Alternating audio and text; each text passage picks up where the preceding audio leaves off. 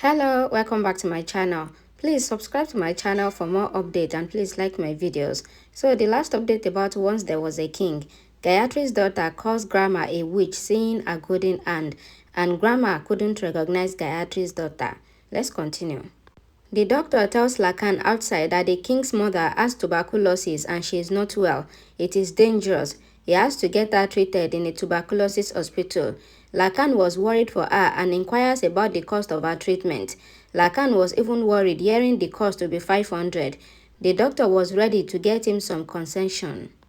Lakhan was worried about the king's mother and Rani. He turns to see Rani crying if the king's mother would also leave her just like her mother. She prays in the temple and cries in front of Lakhan. Lakhan assures to get the king's mother treated and they will work hard to get money. Cow punishes Raja for playing with Bindu by eating on his head. It deters to cut his hand the next time. Lakhan works all night long and collects money in a box. The king's mother comes out coughing hard and asks him to take some rest. Lakhan insisted that he has to make money. The king's mother wonders what they will do with the money. Rani takes the king's mother inside. Lakhan was tired and asleep beside the grinding machine. Rani works with it. Lakhan wakes up kissing Rani's hand and forbids her to work so hard because her delicate hands are not made for this hard work. Rani says only 10 days are left. How will they collect all the money? Lakhan tells her that they whole plan for the next 10 days, but meanwhile, he cut his hand in the machine. The doctor bandaged the hand of Lakhan and tells him that it might take at least 1 month to heal. Rani comes behind the doctor and asks him for some work to collect money. The doctor says that Rani can only get this amount of job in the palace only. She was afraid that there is a monster in the palace and a witch in the palace. The doctor advised her to come over her fears. Rani was determined to go to the palace to work. The king's mother looks for Rani. Lakhan was concerned and goes to look for Rani. Rani comes to the palace door. She thinks about the king's mother's stories about monsters, grandma's golden hand, and opens the door of the palace. The wind blows the petals and leaves it over her as she walks inside. Rani walks across the corridor and watches Gayatri and the king's photo, wondering why she likes being in such a witchy place. She was afraid to see some guards in the corridor and eyes behind the poles. Raja comes there and asks what she is doing here. This is his home. Rani replies that she came to find some work here. Raja drags her to throw her out of the palace and shuts the door. Rani wonders whom she should ask to open the door and knocks on it. Raja opens the door and suggests about climbing the wall if she has to come in. She turns to leave. Rani comes to confront a man.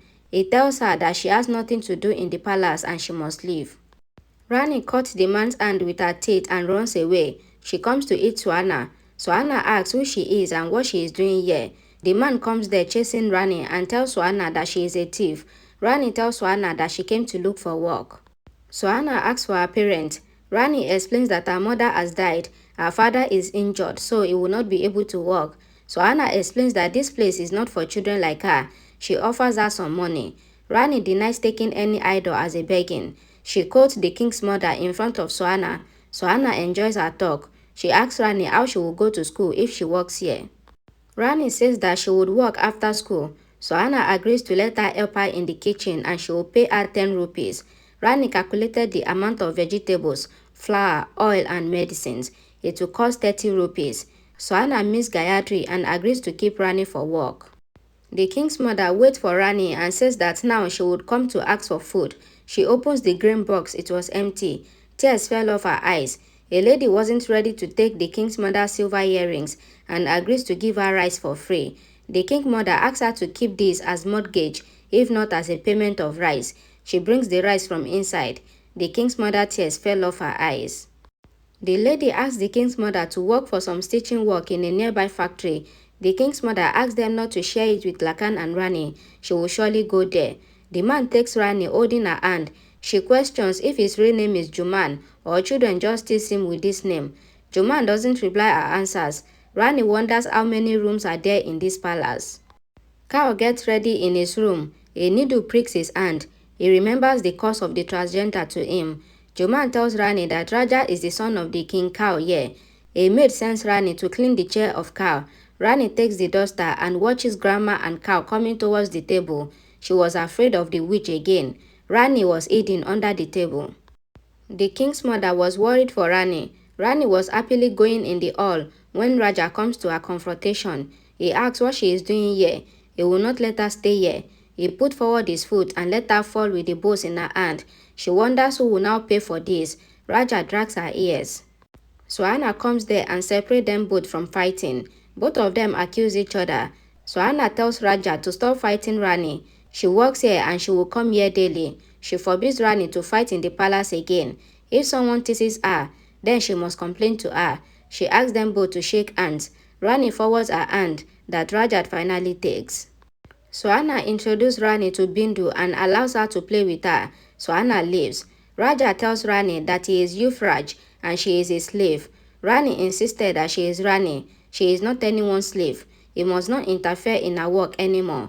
Raja tells Rani to stay inside the kitchen. Bindu cheers. This is what Raja's confrontation. The king's mother comes to the stitching center. The king's mother had come for a job over there and goes to meet the manager. Carl and Grandma heads to the manager. She calls the manager, but he was in a hurry as they must be coming and orders her to hold the boxes to the store. The king's mother takes the boxes and she was about to throw them over Carl when a servant comes to help her. She was saved from a confrontation with Carl or Grandma. The manager takes them to the working area. Grandma gives a motivational speech. She announces a special gift for the lady who will stitch the most dresses. The king's mother was inside and she asks why everyone is clapping. The lady tells her about the announcement. The king's mother thinks that she came to the right place in the right time. Grandma and Carl had left when the king's mother enters. A lady stops the king's mother and guides her to fill a form for the work. Rani comes home calling the king's mother inside and out of the house. Lakhan comes there and questions where she had been. He looked for her all around. Rani tells him that she was in school. Did he look in the background of the school? She was practicing for race. She asks about the king's mother and why she has been running around. The doctor forbid her not to work hard. Lakhan questions Rani instead. He tells the king's mother that it took some work to deliver letters to the city. Rani goes to hug Lakhan. The king's mother goes to cook rice. Lakhan wonders if the rice has not finished. All the three vowed for the betterment of each other. The tutor asks Bindia and Raja about Jivan. He comes with ant in his pocket to the room and takes a seat on the couch.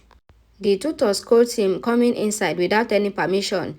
Jivan wonders why he would ask him. He is a prince of Armakot and they only orders the servant. The tutor demands for the homework. Raja laughs and taunts if he cannot find it. He would have found it only if he would do it. Carl comes in. Jivan sees straight at once. Carl inquires the tutor.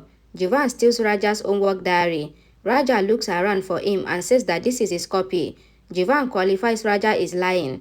The tutor says that it is Raja's handwriting. It seems that he is telling the truth.